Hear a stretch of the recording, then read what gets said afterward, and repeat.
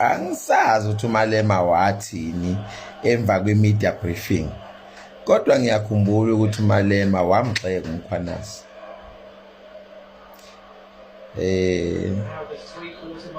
Angisazi wathi, kodwa sekuyacaca ukuthi sikhona isazela esasikhona esasenza ukuthi agxeke uMkhwanazi.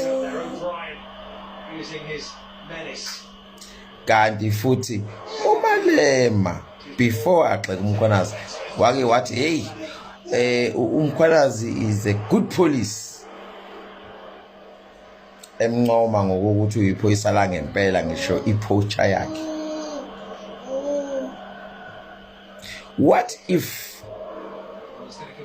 wayezama ukuthambisa uMkhwanazi, ezama indlela yokungena kuMkhwanazi, ngoba kwangazi ukuthi angeneki uMkhwanazi, ikhempi yakhe yabasathe iyazama ukusoft uMkhwanazi, ayiqinile ikhanda kule ndoda, ayisofteki.